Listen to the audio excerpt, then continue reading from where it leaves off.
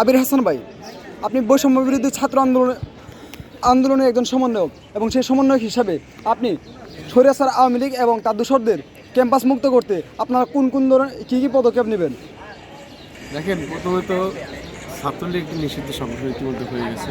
কারণ ছাত্রলীগ যে অপকর্ম করছে, নজিরবিহীন অপকর্ম, এবং এমন কোনো অপকর্ম করে নাই ছাত্রলীগ যার কোনো কি বলবো, সব জায়গায় ছাত্রলীগ জড়িত ছিল, সব অপকর্ম পৃথিবীর ইতিহাসে এই মনে হয় সেই সংগঠন যে সংগঠন সব অপকর্মের সাথে জড়িত ছিল। তো সেই সংগঠনকে ইতিমধ্যে নিষিদ্ধ করা হয়েছে।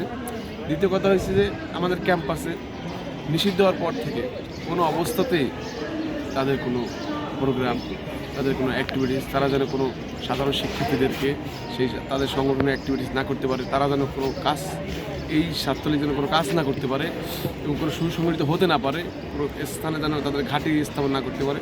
কারণ বাংলাদেশে তাদেরকে যেমন আমরা তাদের ঘাঁটি স্থাপন করতে দিব না, তার পাশাপাশি আমরা ক্যাম্পাসে তাদেরকে প্রতিহত করবো সকল শিক্ষার্থী। এবং আগামী দিনে ছাত্রদের রাজনীতি বিষয়ে আপনারা কীভাবে দেখছেন? দেখেন, রাজনীতি ক্যাম্পাসে একটি গুরুত্বপূর্ণ বিষয়। ছাত্র রাজনীতি খুবই গুরুত্বপূর্ণ প্রয়োজনীয়তা। কারণ জাতীয়তাবাদী ছাত্রদল 1979 সালে 1 জানুয়ারি প্রতিষ্ঠিত হয়। তখন জিয়াউর রহমান বলেছিলেন যে আসলে রাজনীতিবিদদের প্রয়োজন আছে বেশি, এবং তাদের সেই প্রয়োজনটা যেন যে বয়স্ক ব্যক্তিদের রাজনীতিতে আসে, বা তিনি যখন রাজনীতি শুরু করেন তখন কিন্তু সিনিয়র ব্যক্তিদেরকে শুরু করেন।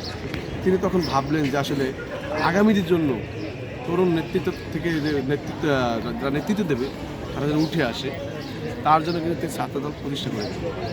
ছাত্রদলের মূল লক্ষ্য থাকে যে আপনার প্রথমত জাতীয়তাবাদী চেতনা, তারপরে শিক্ষার অধিকার নিশ্চিত করা, তারপরে সাধারণ শিক্ষার্থীদের অধিকার নিশ্চিত করা সহ গণতন্ত্র ও মানবাধিকার প্রতিষ্ঠা করা।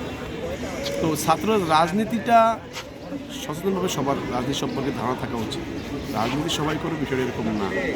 আজকে দেখেন ক্যাম্পাসে সব দলের অংশগ্রহণ আছে, ছাত্রদল আছে, ঠিক আছে, তারপর আপনার অন্যান্য ছাত্র সংগঠনগুলো আছে। এখন দেখেন সকল ছাত্ররা কিন্তু স্বাধীনভাবে কথা বলতে পারতেছে, কোনো র্যাগিং নাই, কোনো জোর করে কোনো প্রোগ্রামে কাউকে নিয়ে যাওয়া হচ্ছে না। প্রতিটা ছাত্রই তার স্বাধীন মতো কলেজে চলাফেরা করতেছে, আবার প্রতিটা ছাত্রই কিন্তু কেউ প্রতিবাদ করতে পারতেছে যে কোনো বিষয়। তো এটা তো সৌন্দর্য। আমি মনে করি যে ক্যাম্পাসে রাজনীতি থাকলে সুন্দর একটা পরিবেশ সৃষ্টি হয়। একটা সংগঠন যেন ভালো কাজ করে, ছাত্রদের মাঝে জনপ্রিয়তা পাওয়ার জন্য বিভিন্ন কার্যক্রম হাতে নেয়, ওইটা দেখে আরেকটা সংগঠন যে ওই সংগঠনটা এই কাজগুলো করতেছে, আমি কিছু একটা কাজগুলো করি জনপ্রিয়তা বাড়ানোর জন্য।